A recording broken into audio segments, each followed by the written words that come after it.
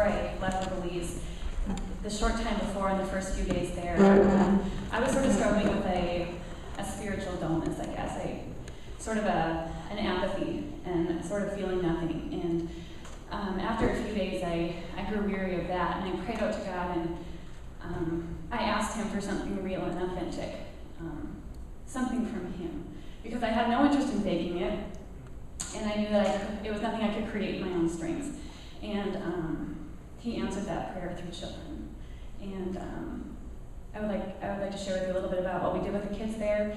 And I wish I could share more about how God used me, but it's more about how I was impacted by the kids there.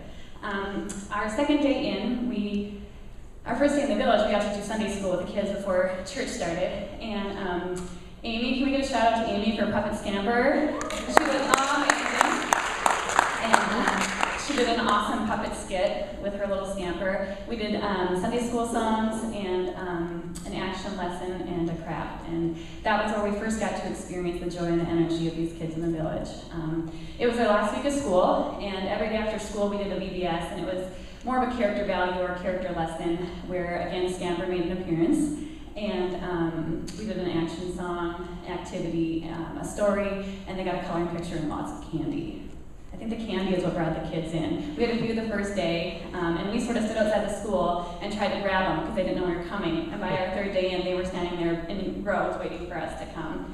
And that was really neat. So they graduated, school ended the week that we were there, and we had the unique experience of being able to watch the kids graduate. And there was a picture of it in the slideshow, I don't know if you caught it, but these little preschoolers that graduated were just dressed to the nines. And there was one in the end that I think had every accessory possible in her hair. She had barrettes, beads, headband, tiara, everything. And they have these white gowns, and they walk down to Miley Cyrus's It's a Climb on repeat again and again and again, because they walked so slow. It was like a bridal procession in slow motion. These little kids, it was the sweetest thing ever. And there were probably like 10 to 12 preschoolers that graduated, and only 3 in the 6th grade. And it was a sure sign of how, education really needs greater value there, and the sizes kind of dwindle, and not many even go on to high school. But that was a unique experience. Now, Jared's going to talk a little bit about the construction, but we got to build a house for a family, and they had 2 little girls. And some of the people on our team made regular appearances there, and were able to really connect with the little girls of that family. For me, my big experience came through a family, and I don't have a lot of time to go into the whole story, but on the last day of the village, Grandma and I made a home visit with a mom who is 29 years old, and she has 6 kids, and made it very clear to us that she isn't able to care for them physically or emotionally. And I will get there, I promise. The eyes of my heart were opened. It was painful. But there was this beauty because God was so in that moment. And what He laid on my heart during that time, He has yet to remove. And I pray that He doesn't.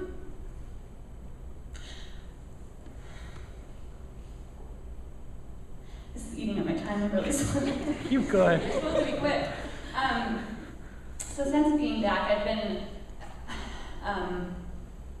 reminded daily of these 3 words that just stand out in my head, and it's justice, mercy, and generosity. And Aaron gave us an article from Timothy Keller to read on the airplane on the way down. And what stood out to me in that article stuck with me through the trip, and it just continues to resonate with me since I got back. I'm not being rude, I have notes on my phone. I just want to read the quote that stood out to me. A deep social conscience and a life poured out in service to others, especially the poor, is the inevitable sign of real faith, and justice is the grand symptom of a real relationship with God. And he spoke of this interwovenness and interconnectedness, and like the fabrics of a threads of a fabric. And you hear about the phrase "children falling through the cracks," and I can't help but get this vision or this visual picture of a big fabric of threads that are interwoven so tightly that there's no room for children to fall through the cracks, children anywhere. So the first Sunday back, after we got back from Belize, my husband was out of town till the evening, so I came to church in the morning, and then we came back to the exchange that night. So twice I got to hear the sermon that God cares for children. And again, God, He's just continuing to press this on my heart. And the next Sunday, Craig and I went to Mill City, and Steph spoke on mercy. And for a chunk of it, she talked about, like that verse in Isaiah that talks about caring for the widows and the orphans. And she talked about a big chunk about these kids, these forgotten children, these children that don't have people to care for them. And so that just brought me to a place of pondering generosity. You know, it's a value our church holds dear, and they talk about a lot. And it left me at a place of asking myself and ultimately asking God, you know, what do I need to do? How can I be used to bring justice and mercy to these children? So I think a big part of why I had a spiritual sort of apathy in the beginning is I was very intentional about not having an expectation and going, and almost I think defensive against not wanting an emotional mountaintop experience that I was only going to be let down when I came back to the States.